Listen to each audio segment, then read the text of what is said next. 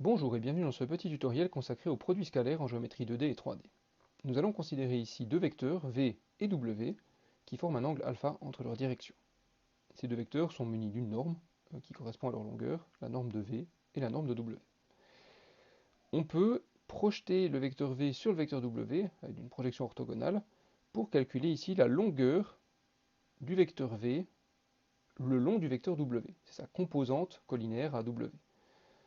On aura ici la norme du vecteur fois le cosinus. On peut facilement réaliser cette égalité grâce au triangle rectangle qui est dessiné ici avec l'angle alpha et la norme de V comme hypoténuse.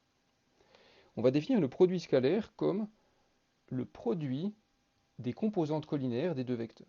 Donc on va avoir la norme de W et ici la norme de V plaquée sur W. C'est la longueur verte qu'on voit là. Ce produit scalaire est noté avec un gros point ici, et c'est une opération qui prend un vecteur fois un autre vecteur pour donner un nombre simple, ce qu'on appelle un scalaire.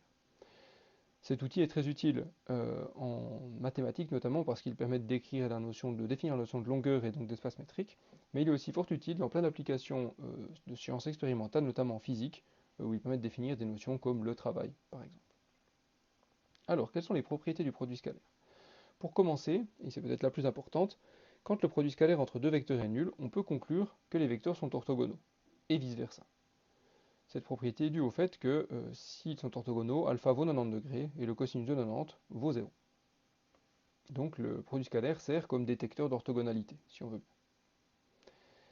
Dans un repère qui est orthonormé, c'est-à-dire où les vecteurs de base sont à la fois de même longueur et de direction orthogonale, on peut simplifier, si on veut, le produit scalaire en le calculant sans avoir recours à l'angle, avec cette formule relativement simple. Le produit scalaire est la somme des produits des vecteurs, des produits des composantes des vecteurs.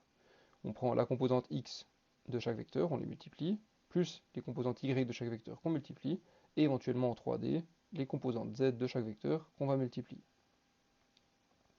Grâce à ça, on peut notamment calculer les angles entre les vecteurs, puisqu'on a une façon de calculer le produit scalaire sans avoir besoin de l'angle, et en même temps, on peut calculer les normes à partir des composantes. Donc si on a toutes les composantes des vecteurs, on peut calculer à la fois le produit scalaire et le produit des normes, et donc avec l'arc cosinus, on peut déterminer l'angle entre les vecteurs. Voici deux petits exemples pour illustrer tout ça. Le premier, je prends un vecteur A qui a pour composante 5 et moins 2, et le vecteur B qui a pour composante 4 et 10. Si je calcule le produit scalaire entre ces deux vecteurs, je vais d'abord prendre la première ligne, ici en rouge, je vais faire 5 fois 4, ce qui fera 20, et je vais additionner moins 2 fois 10, la ligne bleue, qui fait moins 20. 20 plus moins 20, ça fera 0. On pourrait conclure que les vecteurs ici sont orthogonaux. Autre exemple avec un vecteur C de composante 1, 2. Ici, le produit scalaire de A avec C nous montre que les vecteurs ne sont pas orthogonaux puisqu'on trouve un résultat différent de 0 en faisant 1 fois 5 plus 2 fois moins 2, 5 moins 4, ça fait 1. On pourrait donc se poser la question de quel est l'angle entre ces deux vecteurs. Alors, on va calculer les normes de chacun de ces vecteurs en prenant la racine de la somme des carrés des composantes. Ici, 1 au carré plus 2 au carré, ça fait 5.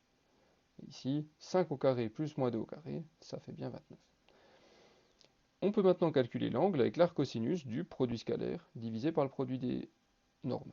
On va avoir l'arc cosinus de 1 divisé par racine de 5 fois racine de 29, et une calculatrice vous répondra que l'angle entre ces deux vecteurs est donc de 85,24 degrés. Voilà, ça a déjà fini pour ce tutoriel consacré au produit scalaire. On va le retrouver notamment dans les vidéos consacrées au produit mixte qui permet de calculer des volumes de parallélépipèdes, mais aussi quand il s'agira de calculer des équations de certaines droites particulières, notamment les droites qui sont normales à d'autres droites ou à des plans. Voilà, j'espère que ce tutoriel vous aura été utile et je vous remercie de votre attention.